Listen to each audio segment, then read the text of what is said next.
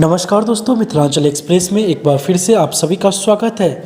उप महापौर नाजिया हसन पर बीती रात को असामाजिक तत्वों द्वारा जानलेवा हमला उनके अपने घर पर हुआ। बताया जा रहा है कि जब अपने पिताजी के घर से अपने घर जा रही थी और घर से कुछ कचरा बाहर फेंकने गई, तभी कुछ असामाजिक तत्वों द्वारा उन पर जानलेवा हमला होता है। उन्हीं के साल से उनका गला घोटने की कोशिश की जाती है, किसी तरीके से बचकर निकल जाती है और चिल्लाती है तो स्थानीय लोगों के द्वारा शोरगुल होने पर वह अपराधी वहां से भाग जाते हैं। घटना की जानकारी मिलते ही पार्षद नफीस उल हक रिंकू और अन्य जनप्रतिनिधि और थाना भी पहुंचती है। घटनास्थल पर दरभंगा में अपराधियों का तांडव रुकने का नाम ही नहीं ले रहा। अब जनप्रतिनिधि भी सुरक्षित नहीं दिख रहा होगा कि किस तरह से उसके बाद का माहौल हम आपको दिखा रहे हैं और सुने वहां पर जो लोग मौजूद थे उसके बाद उनका क्या कहना है। आप बने रहे मिथिलांचल एक्सप्रेस के साथ। कि अभी रात में डिप्टी मेयर नाजिया हसन के घर पे घटना घटी है, क्या घटना घटी थी? घटना क्या घटी है, वो अपने घर ही आ रही थी। घर आने के बाद जो अपने घर में गई देखी कचरा का डब्बा पड़ा हुआ है, तो वो कचरा फेंकने के बाहर निकली। तो कई बार दो तीन जगह जो है उसको अल्टीमेटम लोग ये थे कि बहुत उड़ती है इस तरह का बात, तो वो मजाकिया ले लेते थे कि दूध कोई खड़ा होगा। लेकिन आज की घटना ये है कि घर जब निकली है, दो लड़का बाजू में खड़ा होकर के सिगरेट पी रहा था।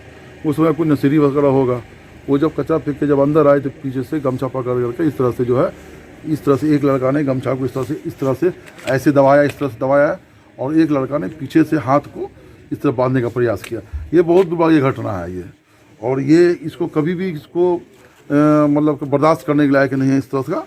और प्रशासन है, अभी प्रशासन को खबर किया जी, प्रशासन बड़ा से बात हुई थी, बड़ा ने हमको आश्वासन दिया है कि हर पहलू पे जांच की जाएगी और दोषियों को छोड़ा नहीं जाएगा। इस तरह का आश्वासन हमें प्रशासन से मिली है और उम्मीद करते हैं कि प्रशासन अपनी बात पर खरे उतरेंगे। क्या आपको लग रहा है कि डिप्टी मेयर के जान को खतरा है? हाँ, निश्चित रूप से हमको लग रहा है कि मतलब कि डिप्टी मेयर की जान को खतरा है 100%, और इसमें कहीं कोई गुंजाइश नहीं है। उनकी सुरक्षा के लिए प्रशासन से, हाँ, उनकी सुरक्षा के लिए हम नगर निगम से कि हम उनको बताएंगे और उनको सुरक्षा देने के संबंध में बात करेंगे।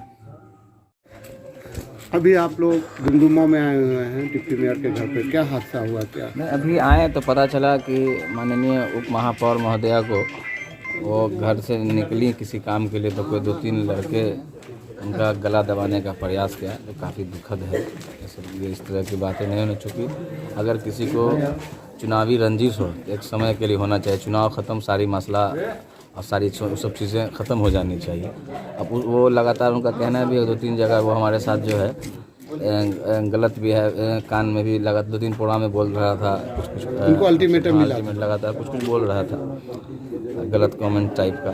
तो इस सब चीज़ से बहुत काफ़ी दुर्भाग्यपूर्ण है, काफ़ी अफसोस है कि नए चुन के आई। उनसे उम्मीद है शहर को इस तरह की घटनाएं नहीं होने रहती। लेकिन अभी तक इन लोगों को बॉडीगार्ड, मेयर को, डिप्टी मेयर को बॉडीगार्ड नहीं मिला है। जी। हाँ, वो विभाग लैब्स वो तो नगर निगम भेजेंगे और हम लोग कोशिश रहेगी कि उन लोगों को ये बॉडीगार्ड इशू हो। बताए परिचय दे दीजिए। नफीस उल हक रिंकू।